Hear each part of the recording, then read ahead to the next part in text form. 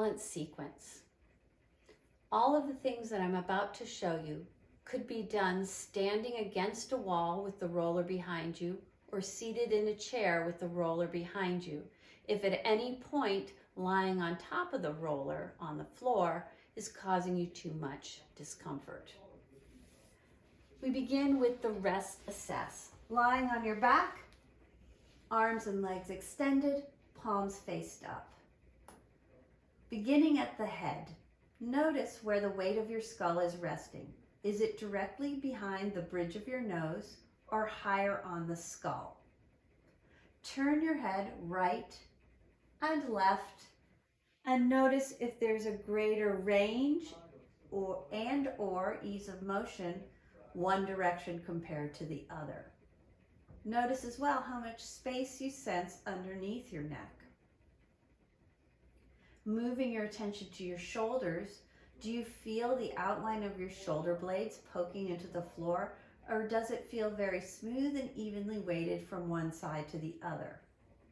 Drawing your attention down your back to the rib cage, notice if the back of your rib cage is resting heavily against the mat, or if it feels as if it's pulling away from the mat. Maybe just the clothes are touching. Maybe it feels as if there's a giant space underneath them. Moving your attention to your low back, pay attention from the top of your hip bones to the area at the bottom of your rib cage. Ideally, this is our low back curve. It's fairly small, but with a lot of stress in the lower body, it can start to pull that low back up higher and make a bigger dome, pulling the bottom of those ribs away from the mat. Moving down to our butt itself, notice if you feel two equally weighted butt cheeks, maybe more on one side than the other, or if you feel that tailbone pressing into the mat. What is most prominent there? Moving down to your thighs, do you feel your thighs heavily weighted to the floor, or lightly brushing the floor, or even feel as if there's a lot of space between the floor and your thighs? Notice how much space you sense behind each knee, how heavily your calves are weighted to the floor. Moving to your feet, ideally the weight of the foot is resting on the outer third of the heel, but again, stress in the lower body can cause that weight to rest directly on the back of the heel with the toes pointing straight to the ceiling. Ideally, we'd like to feel as if our toes are pointing to the corners of the room. Finally, dividing yourself into a right and left half, notice if one side of your body is more heavily weighted to the floor than the other. Once you've collected all that information, and as you get used to it, it will take less time, come up to sit on your roller. You want to make sure you're at the very end of the roller to ensure that when you lie back, your head will also be on the roller. Begin with your feet together.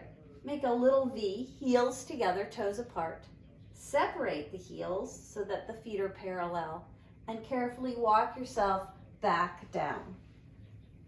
Head on the roller, tailbone on the roller. Find your comfortable spot. We begin our gentle rocking. And this is not an ab exercise. You're not trying to see how far can I go before my abs catch me from falling off the roller. It's just a little gentle side to side to acclimate the spine to the pressure it's feeling directly against it.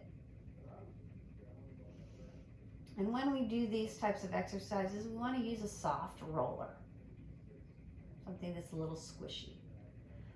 We do that 10 to 20 seconds.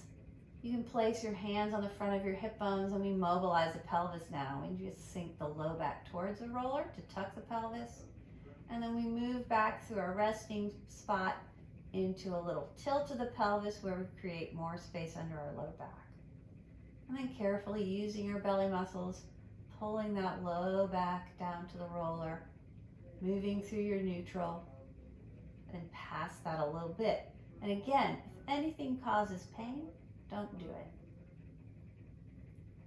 And finally, we're going to find somewhere right in the middle where we like to rest, and we'll call that neutral. We move into our breathing now, a 3D breath breakdown. One hand over the navel, one hand over the chest, and focus your breath from front to back. Breathing in through the nose and out through the nose. If it's more comfortable for you, you can breathe in through the nose and out through gently pursed lips. In an ideal world, we want to feel the belly hand lift a split second before the chest hand. 3 to 5 breaths there. Take your hands, move them to the sides of the rib cage and focus the breath side to side, as if your rib cage was a piece of taffy that needs pulling. And exhale. Pulls it together. You may notice yourself wobbling on the roller. That's perfectly normal. So 3 to 5 breaths in that lateral direction, moving the ribs side to side. Then take one hand, place it on the pubic bone right where your fig leaf would be if you were in the Garden of Eden. One hand at the base of your throat, and focus the breath lengthwise, as if every inhalation creates a little more space between each of your spinal vertebrae. This one often causes a lot of wobble back and forth, and that's normal. Maybe you have to readjust yourself on the roll, also normal. After 3 to 5 of those, we put it all back together for our 3D breath. Hands, both hands on the navel.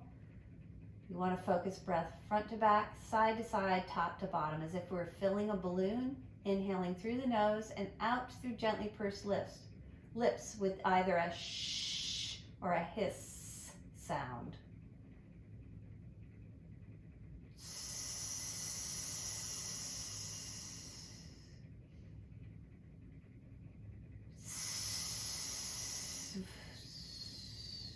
We're trying to create pressure in the abs to force the air out. After 3 to 4 of those, recreate that exhale without letting the air through your mouth. You'll just in and out through the nose, creating tension in the abdominals.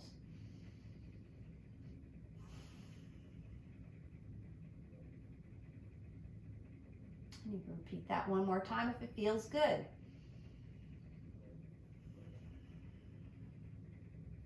Bring the hands back to the mat, gently slide off your roll.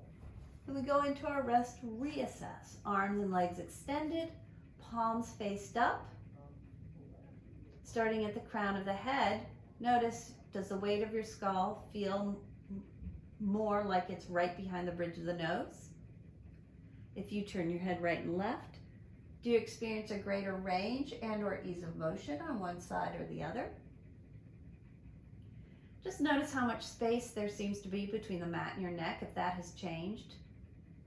Moving to your shoulders, do you feel the outline of your shoulder blades? Does it feel more evenly spaced and resting there? Equal weight on either shoulder? When you pay attention to the back of your rib cage, does that feel more heavily weighted to the floor? Maybe that low back curve seems a lot smaller than it did. When you get to your butt, do you feel more butt cheek and less tailbone? That would be the goal. Are your back of your thighs more heavily weighted to the floor or closer to the floor? Has anything changed in your perception of how much space behind the kneecaps or the weight of the calves? Moving to your feet, does it feel as if your toes are pointing gently towards the corners of the room? The weight of the foot resting on the outer third of the heel? And when you divide yourself into right and left half, hopefully you feel more even if you did feel a little lopsided at the beginning of the exercise. So that is the rebalance sequence. It's kind of a nice basic sequence to help calm the nervous system down. I hope that this helps you. If you have any questions, you can reach me on my cell. Good luck.